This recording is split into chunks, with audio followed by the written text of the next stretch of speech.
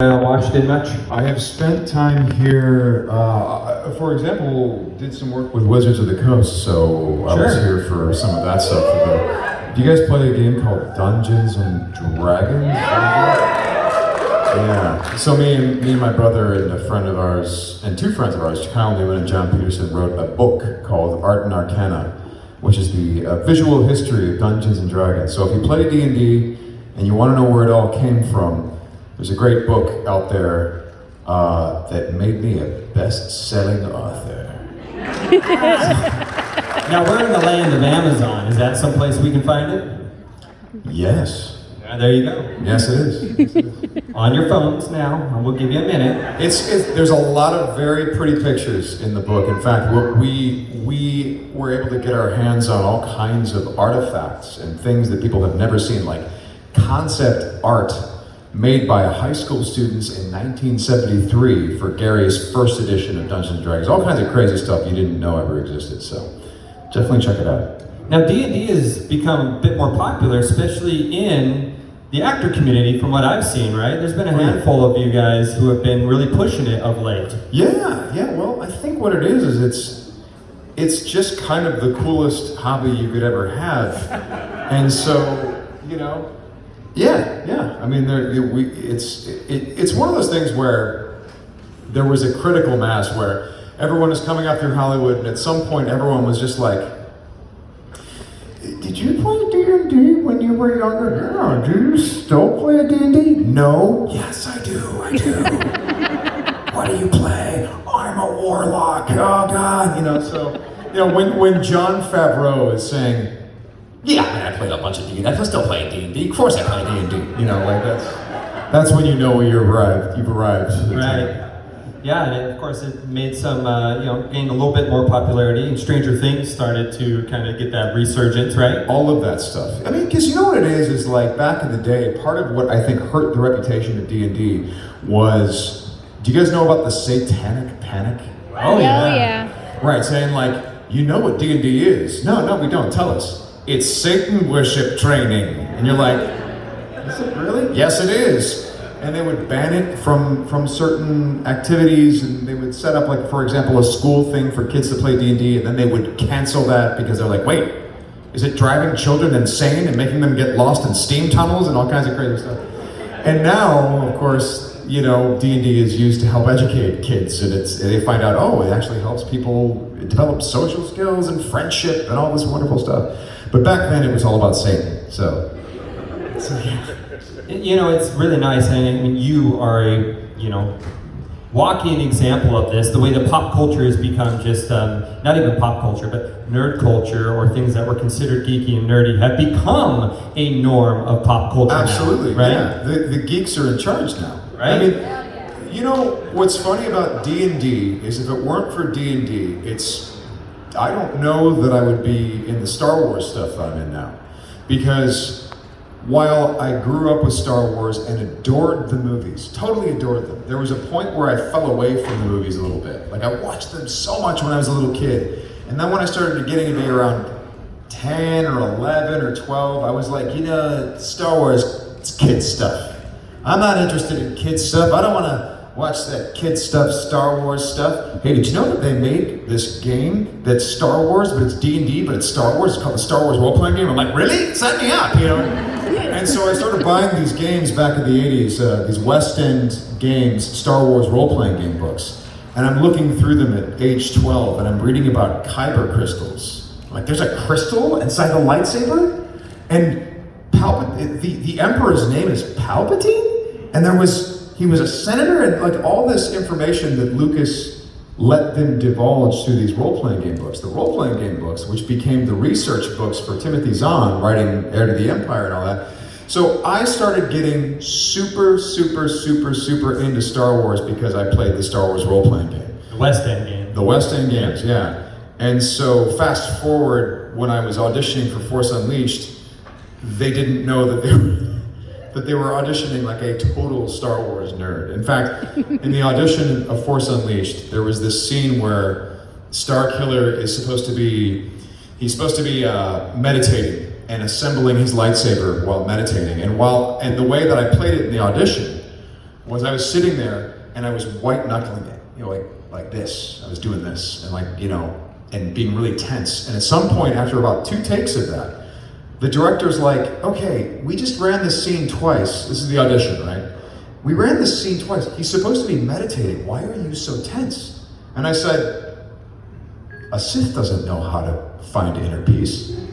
He's never been trained to meditate. He thinks this is what it is. And that's what I said. And apparently, that was the moment I got the job. They're like, oh, he's a nerd.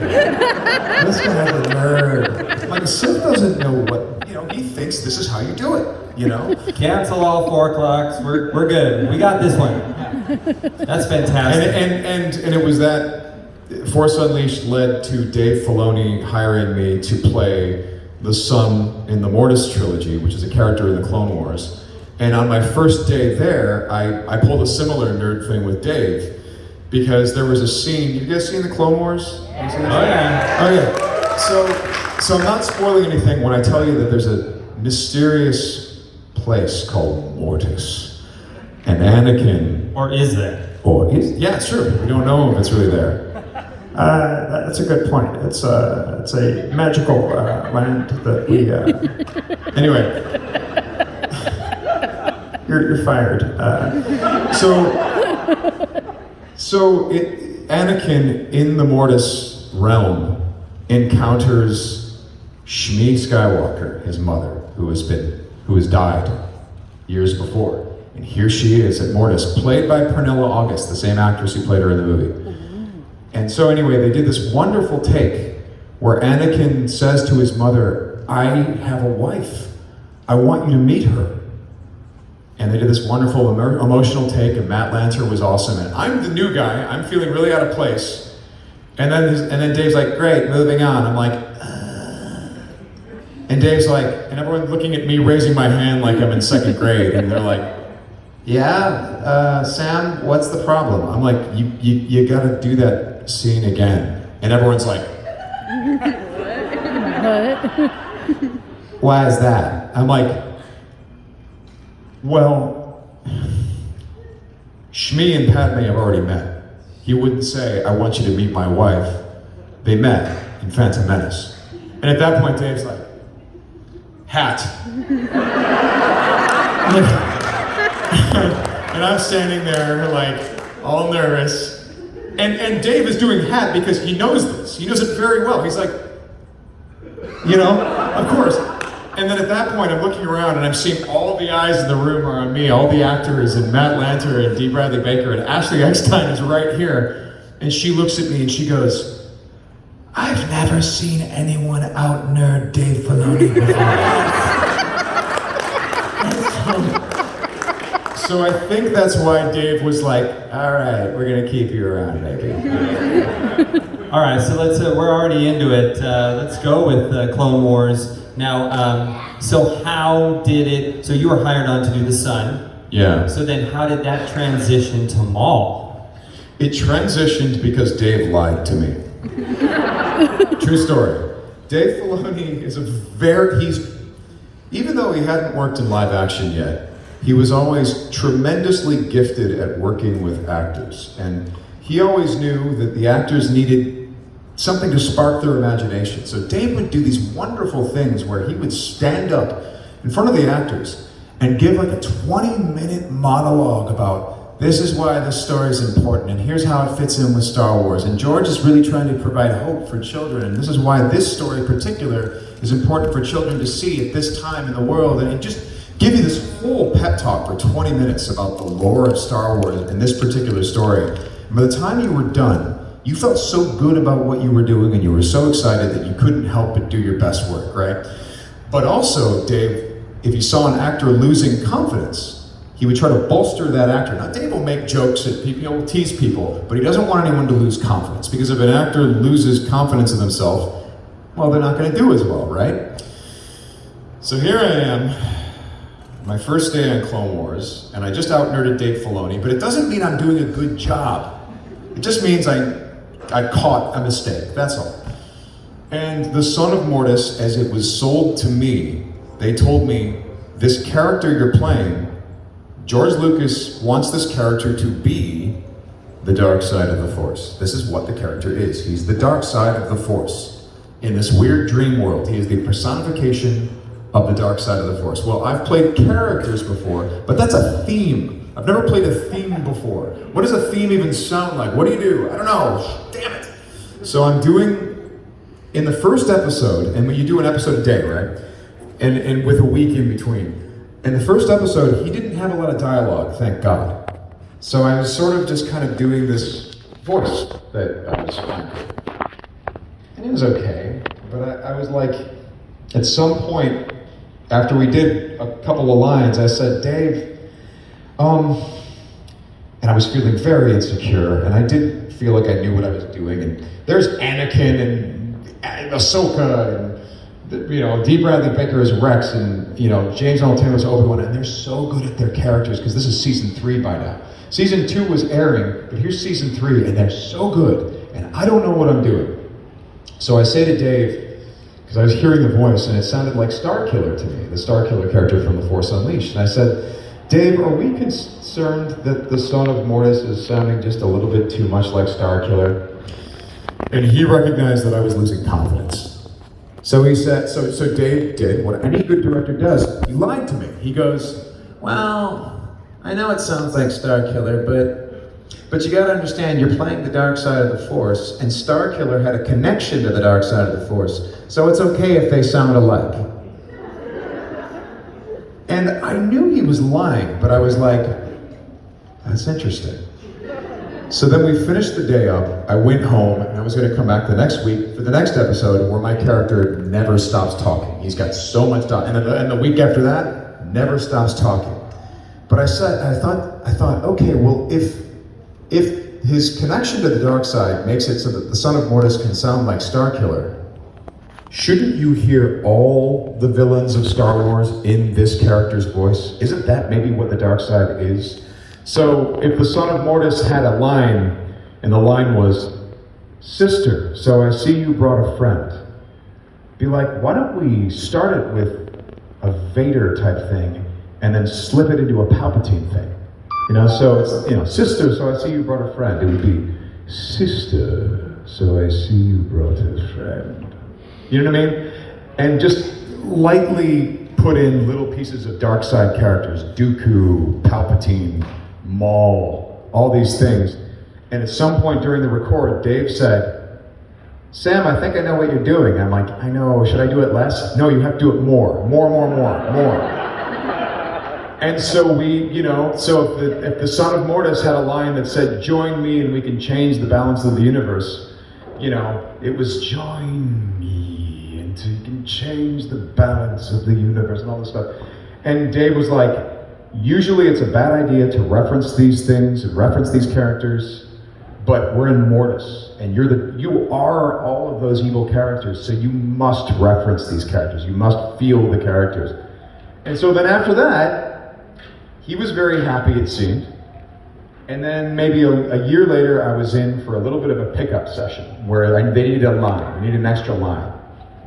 And so I did the line, and I was about to leave, and Dave's like, so you've probably heard the rumors that we're gonna bring Maul back. We're gonna bring Darth Maul back. And I'm like, I have heard the rumors. And he's like, what do you think about that? And I'm like, I don't know, man. He's like, yeah. Anyway, we might have something for you down the road. I'm like a bounty hunter? He's like, yeah.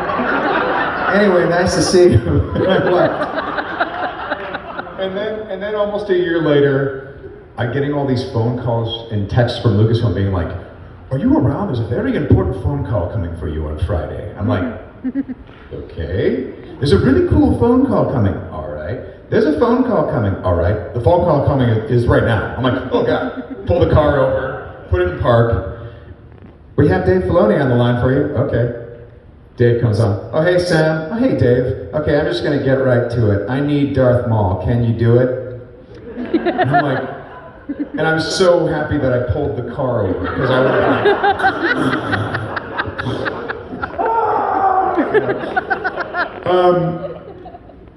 and I'll never forget his phrasing.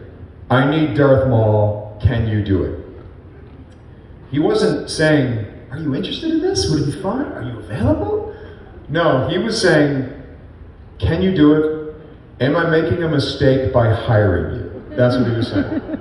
Be honest with me, can you do this? And so, because Dave had lied to me, I felt it was only fair to lie to him back and say, yeah, man, of course, yeah, Darth Maul, no problem, yeah, I can do it. I can do it right now, but I don't wanna. I'm gonna make you wait for it. So I said yes. And then he said, great, okay, well, we're gonna be having some talks in the next few months because we gotta figure this out because we can't blow this. I'm like, yeah, of course we can't blow this. Yeah, sure. Hang up the phone. I'm like, what have I done, dude? I'm gonna blow this. I'm gonna destroy Star Wars. I'm gonna kill the show, which is getting really good now. This is a disaster. What have I done? Why did I lie? Why did I lie? The Sith lie. Wait a second, use it. You know? So then for the next several months, Dave and I are having these like intense phone conversations of like, well, George wants this, and this is what he's thinking, and here's the mythological path of Maul, and it's kind of a heart of darkness thing, and almost apocalypse now, and I kind of want Gollum. Can you make him like Gollum? What if he's like Gollum? Like, yeah. What about Khan from Wrath of Khan and his obsession with Kirk? Maybe he's obsessed with Kenobi. Oh yeah. What about Colonel Kurtz from Apocalypse Now saying all that crazy stuff? You know, when Charlie Sheen is going to look for him, and George was going to direct that movie, right? Francis Ford Coppola directed it, but George was going to do it. So that might be an interesting thing. And we were just touching on all these different film characters that we talked about why we thought they worked, and discussed the character. And never once did he discuss the sort of tone or voice that he wanted. He just discussed the character. And one of the first things we talked about was it's like, look, Darth Maul so far, who's a fan favorite character, has been portrayed in a lot of media and comic books and stuff like that, video games, as sort of a silent killer. And, in Phantom Menace he has 2 or 3 very brief lines. Yes, my master. That's it. I don't agree with that. I think it's crap. I know, that's not the way it's supposed to be. And he's like, you're right, totally. And we both came to the same conclusion. We're like, if there's a rule of 2 and you only have 1 apprentice, that apprentice can't just be good at flipping. He's got to be good at everything. He's got to be amazing. He's got to be strategic and tactically brilliant. He has to be diplomatic at times. He has to be cunning. And probably because he was raised by Palpatine, he's probably pretty funny too, in his own way, right? So we started devising this character, and then talked for a few months, and then fast forward, here I am, in the vocal booth, and he's got spider legs, right? And garbage legs made of the power of the dark side of the Force, and all this mythological stuff where Clancy Brown is almost like, again, heart of darkness, like Charlie Sheen going to find Colonel Kurtz, that this character had to go down to find his dead brother in hell and pluck him out and bring him to the living. Just like chilling mythological stuff that George wanted to do. And so you're like, it had better be big, it had better be very scary and all this stuff, but Dave had never heard me do it. And to make matters worse, Katie Lucas wrote a great script, and she wrote in the script that Maul was mumbling all this crazy stuff, but she never wrote what he said. She said he was mumbling stuff. So I show up with a page full of stuff. And then here I am in the booth, and I'm alone, and there's Dave Filoni and a crew of people all behind glass. And okay, here we go, and we're rolling. I start going nuts, all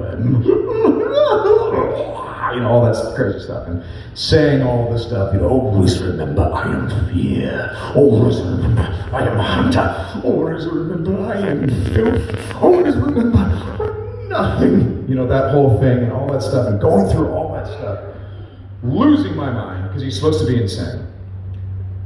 And then they say, cut. And then there's silence. And I'm alone in this room, and they're all behind glass, and they're all talking. And I'm just standing there, in front of a microphone, looking like a douchebag, having just lost my mind. And more time passes. And suddenly I'm living in a universe where I have destroyed this character. The fans are coming for me right now in my mind. They're gathering, they have pitchforks and torches, and I've just really kicked Star Wars in the balls.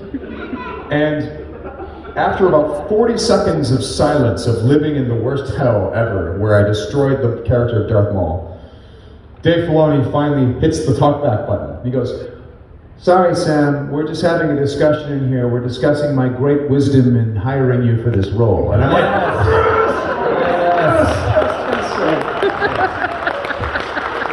there's the whole long story. That is fantastic. Now, you really have gone into this character. Of course, you know that your fandom runs deep. In the old EU, they had Maul's upbringing. He would do backflips and land on his head, and Papa's would say again and again and again, right? But we wiped that all away with the Disney purchase, right? In 2012, continuity was changed out. Have you had any discussions, or have you developed any of your own thoughts on what maybe Maul's new upbringing would be, or what that story looked like before Phantom Menace, now that it doesn't officially exist in canon? Well, there's always a bit of truth in legends, my friend. So the thing is that a lot of those things, I think, in some way happened, you know, because they happened for the fans. Sure. So you can't just say that it didn't happen altogether. And this is, by the way, I'm mimicking my friend Dave Filoni here. He has many times said that these things, while we could say that they didn't happen in continuity, in some way they happened because the fans experienced them, you know?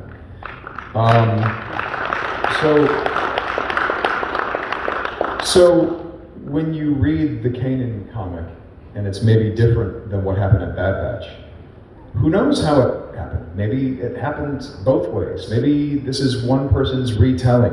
Notice that Boba Fett in The Mandalorian, what does he say?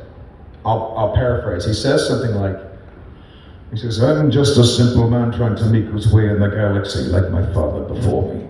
And I thought, that is such a beautiful, this is why Dave Filoni is the right guy, because Boba Fett misquoted his father. Boba Fett, his father says, "I'm just a simple man trying to make my way in the universe." Boba Fett remembers that, but it happened 30, 40 years ago. He's not going to get it word for word. He's going to get the gist of it. "I'm just a simple man trying to make my way in the galaxy." It's not what his dad said, but it's the same feeling. And if you lived in that universe, if you ask Boba Fett, he's like, "No, that's what he said." But we happen to see the movie. Boba Fett has not seen the movie. And that's the wonderful thing that Dave always reminded us about, you know, like, for example, Obi-Wan Kenobi in the Twin Sons episode. You know, all the fans were, you know, Maul asks Obi-Wan, you know, "Is it the chosen one?" And Obi-Wan says, "It is." And the fans go, "Oh, but Lucas said it was Anakin." And Obi-Wan says it's Luke. And you go, "Yeah, but Obi-Wan hasn't seen the movies." Obi-Wan is not, you know, for example, there was a line when Maul says, "He will avenge us." Originally, there was a recorded line where Obi-Wan says, "No, he will redeem us." And Dave cut the line, because he was like, "No, Obi-Wan doesn't know how this is going to go." Obi-Wan's the same guy who says to Luke, he says, "You must face Darth Vader again." And Luke says, "I can't kill my own father." And Obi-Wan says, "Well, then the Emperor's already won. You were our only hope. Kill your father, dude. Come on, do you think I trained you and inspired you to be a good person and not expect you to kill your father? Come on." But no, according to Obi-Wan, he's like, "We tried. There's something we can do for that guy." And Luke is like, "I think there might be something we can do for that guy." No, Luke, we've been down this road. Because Obi-Wan is a character. He is not all-knowing. Yoda is not all-knowing. All these characters have to learn as they continue on. So when it comes to different points of view in this galaxy, who's to say what is and what isn't? If there was a Maul story that you guys loved that happened before the Disney purchase, that still exists for you. It still exists. And we tried to draw from as many different influences when we created the character for Clone Wars as possible. You know, when I said, you know, always remember I am a hunter, I'm thinking Shadow Hunter, you know, that whole thing. I was trying to reference a lot of things. In fact, Maul quotes parts of the Sith Code. That was me saying, let's make the Sith Code canon. Huh? You know, and so like, if I say this, it's canon. you know? So, That's fantastic. Now, Maul just keeps coming up though for you. I mean, it just kind of do you ever think, okay, I probably played all I can, and then all of a sudden Rebels comes around, and then season 6 comes around, and then season 7 comes around, and then Solo comes around. that's And exactly. then who knows what else comes around, right? That is exactly what the experience has been like. I have said goodbye to the character publicly on like 2 or 3 occasions. Like, wow, just it was a can't great break run. And then that was that, you know. So you never know. There's large areas of that man's life that we know nothing about. Sure. So that's the fun of it. Well, now they're playing all over the board with all the Disney Plus series. You know, they're, you know, obviously Solo was the newest, you know, not a Disney Plus series, but that one played in a different time frame, and now we have The Mandalorian. Most likely won't see him in there, and then Resurrection, no, is not out of the question. Right. But we do have the Kenobi series, and we do have Andor, and some handfuls of others. So Right. it looks really exciting. And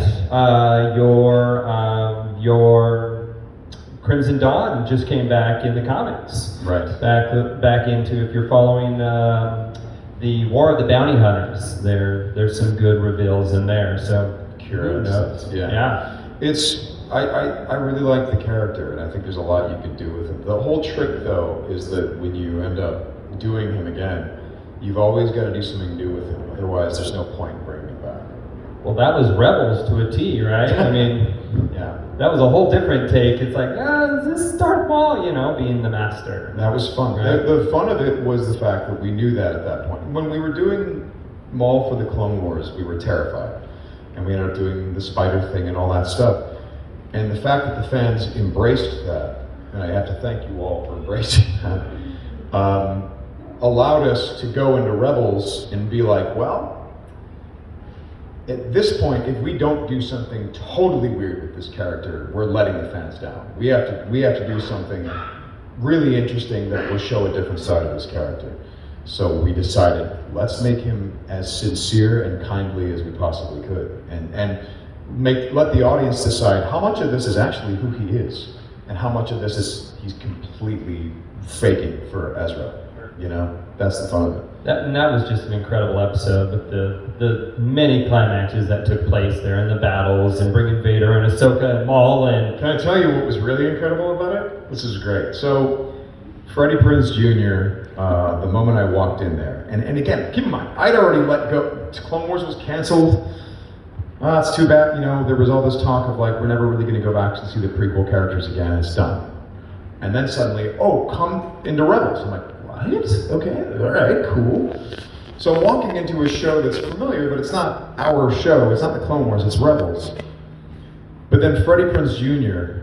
just walks through the door, and I'm in the waiting room, saying hi to people, looks over, sees me, his eyes light up, he plops himself down next to me, he's like, dude, I'm Freddie, man. I have been so looking forward to working with you, man. I love Clone Wars. This is gonna be awesome. And it's very hard not to be excited to go into the room after he's like, one of the stars of the show is like, dude, this is gonna be great, and just like, so friendly. And then Freddie would do this thing where we would be in the vocal booth, and if he wasn't in the scene, he would just sit back behind us and close his eyes and listen to us do Star Wars around him. So you felt so supported, and you felt so excited. So it felt terrible to undermine what he was doing with Taylor, because Dave put Ezra between us. And I would watch Freddie and Taylor. Taylor, who Dave Filoni said, don't watch any Star Wars, Taylor. You haven't seen it? Yeah, should I see it? No, I want you to learn about Star Wars through this show, because that's what your character's doing. Kanan's teaching you about the Force. So you're gonna learn about Star Wars through Freddie, who's a huge Star Wars nerd, right? And so my friend put Taylor between me and Freddie. And so me and Taylor would have a scene, and I'd say, unless you must do what must be done, there will always be limits to your abilities. Seize the knowledge, seize the power. Do not end up like me, young Jedi. And all this stuff. And then they say, cut. And then Taylor would go, yeah, Freddie, that makes sense. I mean, why wouldn't I do that? And Freddie's like, no, dude, that's the dark side, that's the trap. And then Roland, he's like, Ezra, he's using you. I don't understand why you don't let me try it in. He's like, no, don't you understand? That's the dark side. And I was like, and then cut. And then another scene with me. Can I count on you, my young apprentice? And he's like, yeah. And he's like, no! It was awesome. I was sitting there going, Dave did this on purpose. He's like, we're fighting for the soul of Taylor Gray right here. It's amazing. So we're still fighting for that soul. Where is it? That's right. Where is it? It's gone. Yeah, right. Purtles. Yeah. Cliffhanger. Which hopefully will be resolved. Live action, maybe? Who knows? Ahsoka's on the hunt, right? That's right. All right. Well, of course, we could probably talk about Star Wars all day long, but that is not your only passion out there. And I wouldn't say, you know what, where do you fall? Do you fall as yourself? I mean, if you had to choose, not that you have to, but are you an actor or a voice actor in your head now that you've done so much work of both? Well, a voice actor is an actor, so I guess I'm just an actor, I guess. Yeah. Something like that. So, of course, would you say Battlestar Galactica was kind of a breakout for you? Would that be the big one? Battlestar was foundational because they had a weird thing on that show, and I was shocked. I arrive on that show, and I'm a tiny little role. But David Icke goes, here's the role. Here, David Icke, one of the producers, he goes, there's a rule on this show. Say one is written, and then say whatever you want. I'm like, really? I said, yeah. And I was a young actor, didn't know any better. I'm like, sure, great. So there was tons of ad-libbing on that show. Actors coming up with weird ways of saying their lines or approximating weird stuff.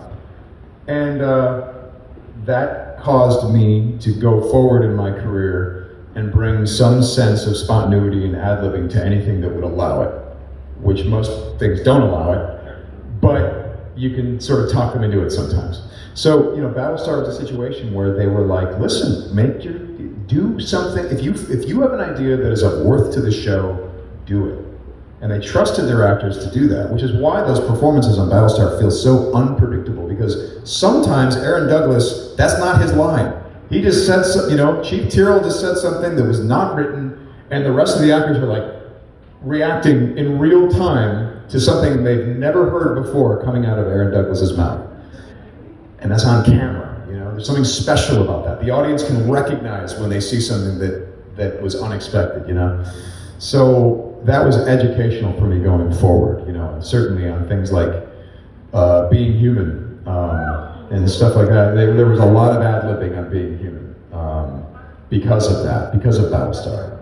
It's not, the writers and producers probably wouldn't have hired me if they knew that I was going to work the way that I did on that show, but I eased them into it over time until finally, who knew what the hell we were going to say, on any given scene. I remember Megan Rath, there was some scene where Sally is expressing to Aiden. By the way, Being Human is a show about a vampire, a werewolf, and a ghost who live in an apartment together and try to teach each other how to be people. It sounds like a comedy, it's actually a drama. It's a very, very weird show.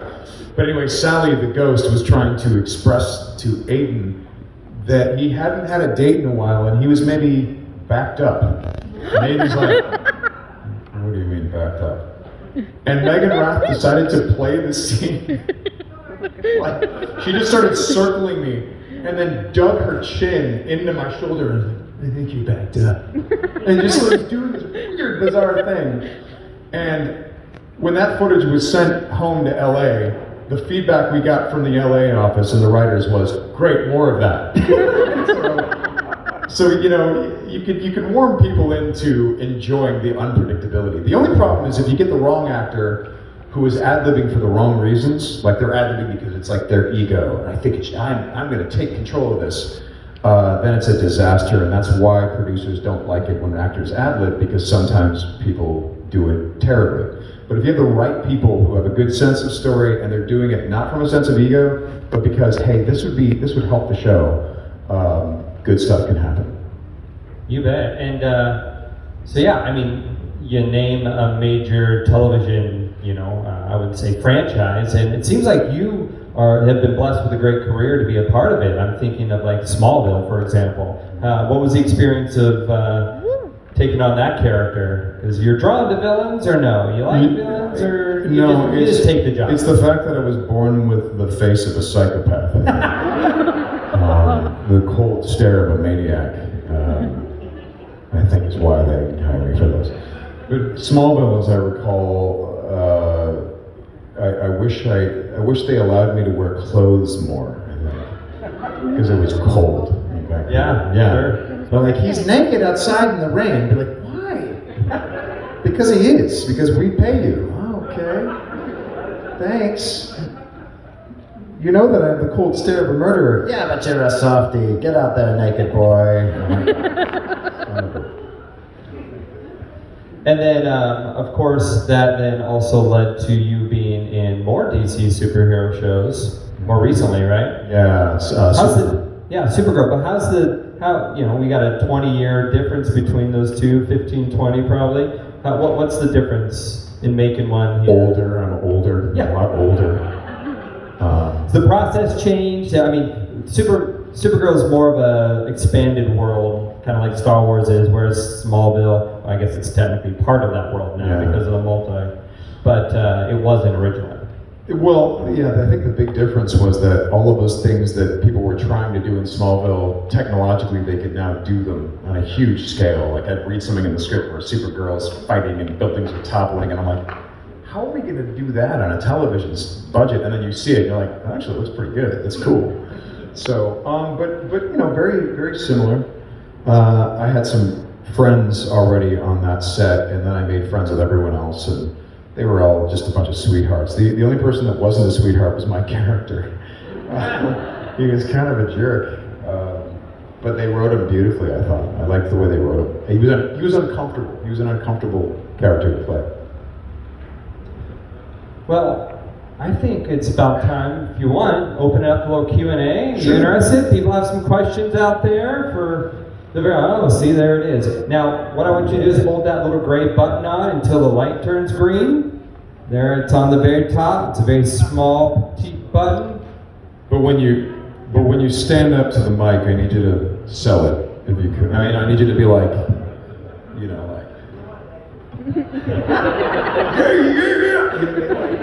Okay, Henry Rollins. That was not entirely intimidating. Just saying. But you know what? Do it the way you want to do it. That's fine. That's fine. Yeah. So, I was watching your Twitch stream, and thank you for being here in Washington. It's actually pleasantly nice out today, It's beautiful. surprisingly. So, was watching your Twitch stream, I think 4 months ago, the mini reunion between all the house guests on Being Human, Yeah. with Sam and Megan and just everybody.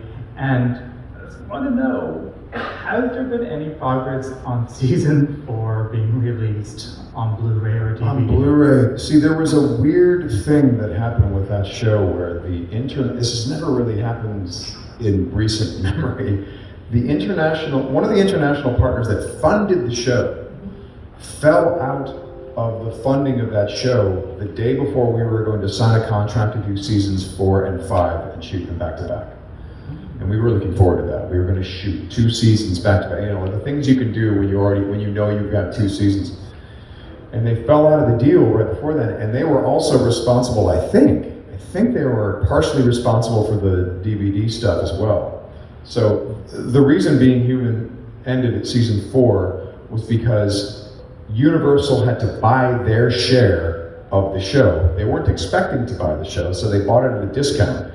Since they bought it at a discount, our already low budget went down, so we knew we would have to ask a whole bunch of people for favors to stay on at reduced prices, which basically meant we got about a season's worth of favors, but we can't ask people for 2 seasons worth of favors. So Anna Fricke said to all of us, do you remember her getting a hold of me, what do you think? Do you think we chance going for a season 5? Or do you think we make the best damn show we can all the way to season 4 and end it? And I was like, let's end it while we can still make the show well. The worst thing would be to have this show become a lesser version of itself. Let's do an amazing season 4 and end it on our terms. So that's why I ended season 4, and I think that's why you have not seen season 4 on Blu-ray. I'd love it if it came out, but again, there was a weird snafu with people who held rights and funding and all kinds of weird stuff. Does that make any sense? It does. It's like it's just like the missing part of the collection. I know. I'm not happy about it. But, you know, the other part of it was that physical media, was becoming more and more scarce as it is now. So, you know, it's unfortunate what happened there. The fortunate thing was that, you know, much like Dave Filoni's Rebels, we got to do it on our own terms. The unfortunate thing is we couldn't tell the fans that season 4 was the end of it. I don't know why they didn't let us do that, but we knew it was. And so we were swinging for the fences at the end. And for us, it's a smaller, intimate story anyway, so it made sense that 4 years of these people living together that made sense to us, you know? All right. Well, thank you. Thank you. My question is regarding voice acting. Since it seems like a lot of major opportunities are in like LA, Southern California. Since I'm local, what would you say would be the best advice for starting, say, a home studio like in Washington State? You know, what is it? D. Bradley Baker has a website. No, I want to be a Can you voice tell actor. them what that is? Yeah. It's I want to be a voiceactor.com. There it is. He knows more about it than I do. I'm a fake one. Okay, all right. Yeah. So just, But, you know, in terms of equipment and microphones, that Yeah. stuff's never been more affordable. okay. Yeah. You can build a really great home studio. I mean, look, I just recorded a full animated series from partially from my home over the pandemic, so there's good stuff you can get. Is that announced yet? No. No. It's based on an existing property that's very popular, but no one has ever really dramatized it yet. So I can't wait to see how it goes. I hope it's good. The scripts were great, and the cast was great. Now we'll see how the animation is. I can't wait to see it. Looking forward to it. Do you have anything else that's on the way out? There is, but public? I can't really talk Yeah. about it. Yeah. So I was at the Timothy Zahn panel earlier and hearing what you said about legends and Timothy Zahn saying basically everything was taken off the table and they can pick and choose what they put back on. And you saying like everything that happened in Legends might have happened. Is there a possibility that Starkiller could be brought back as an Inquisitor? I know Dave wanted to do that at one point, and at the time he didn't have the kind of influence that he has now. Someone shut him down. I remember he didn't understand what that was, what the concern was.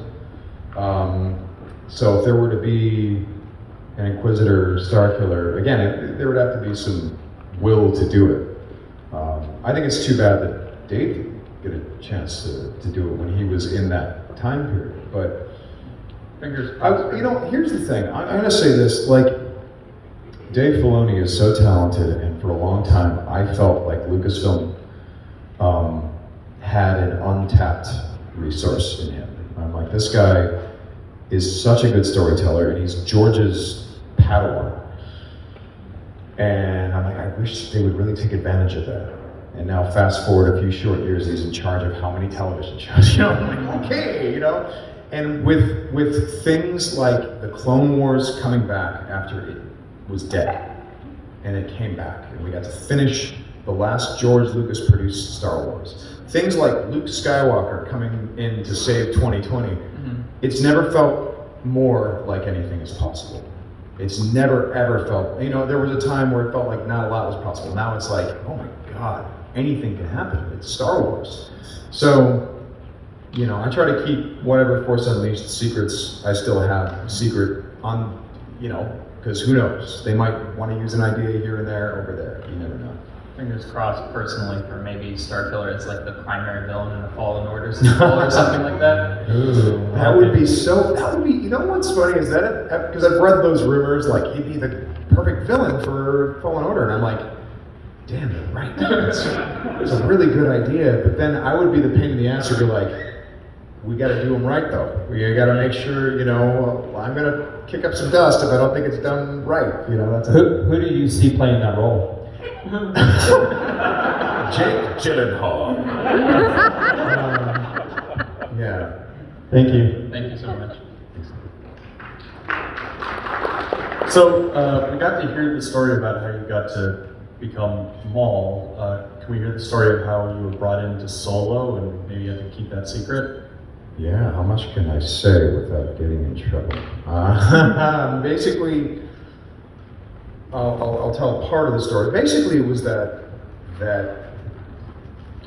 well, look, Peter Serafinowicz has already said publicly that he recorded for it. So I guess some people already know that because he said it in an interview. So that's not me revealing anything.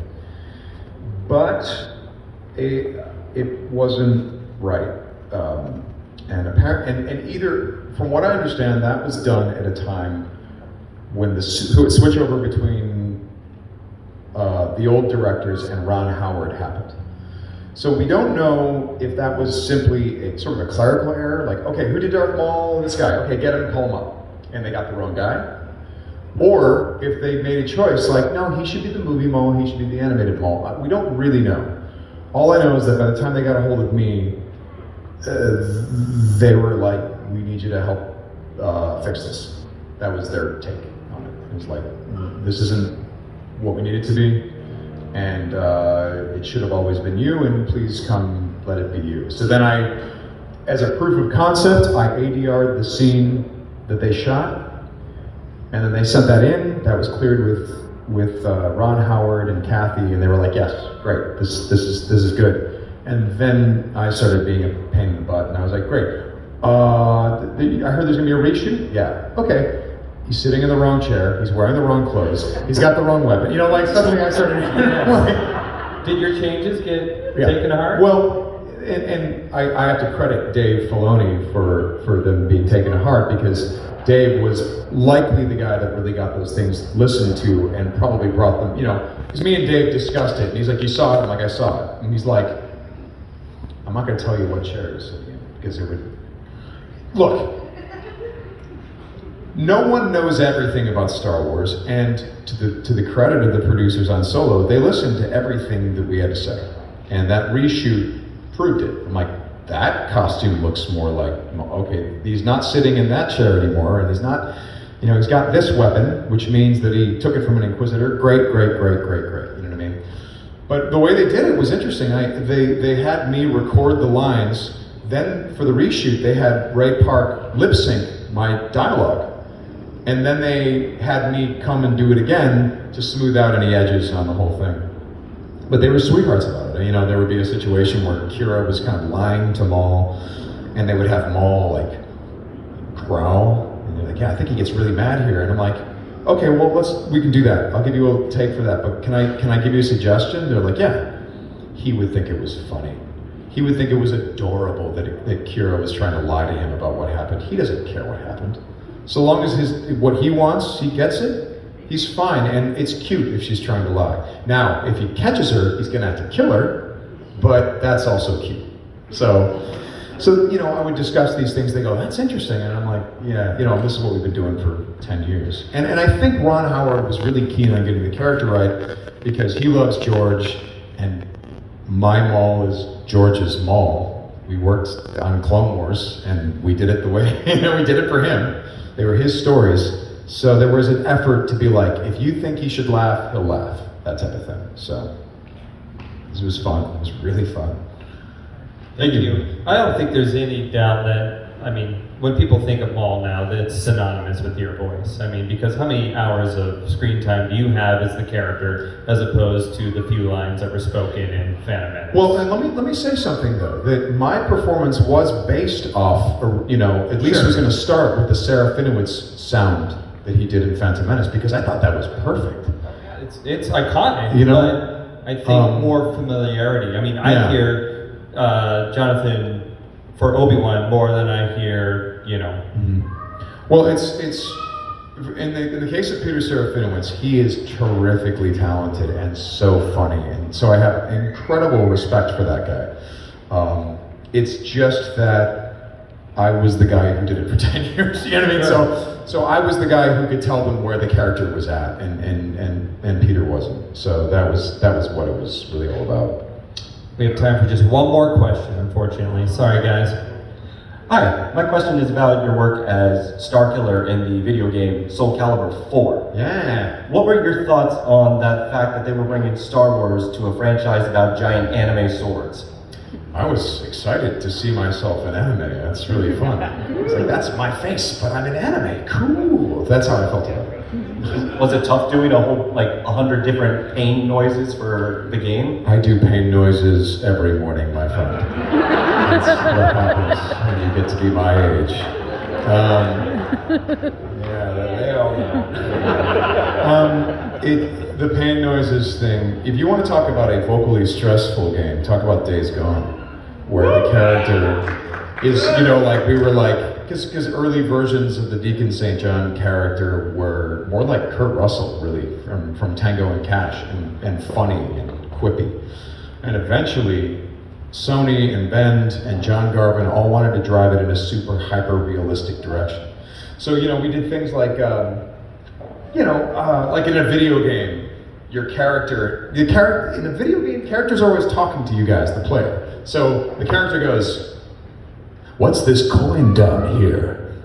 It looks like a clue." And then he puts it in his pocket. "I feel like I haven't found all the clues here. I better not leave yet. Well, I'm gonna go over here." And you're like, no one talks like that to them. You know what I mean? So I made the decision, I'm like, well, if we're gonna go in the hyper-realistic direction, let's make it so that all of that, "What's this coin here?" Let's make it so that he's actually talking to himself, and this guy's crazy. Because the world has ended, and it makes sense that you would have to be crazy to survive in this really hostile world. But that also included, and this is where the vocal stressful thing comes, it included just screaming myself ragged all the time. So Deacon's, cracked leather voice is a result of me just like being hoarse every day from running myself ragged on that set. So anyway, there you go. Thank you. Thank you. Well, I knew this was going to be an awesome panel. We got so much behind the scenes. Thank you again for chatting with us. And ladies and gentlemen, Mr. Sam Witwer. Now, you don't have to say goodbye just yet because Sam is headed back to his booth. We've got another hour or so of autographs. I know I need to come get mine, and so make sure to come visit, say hi, and enjoy the end of your day at Washington State SummerCon. May the force be with you.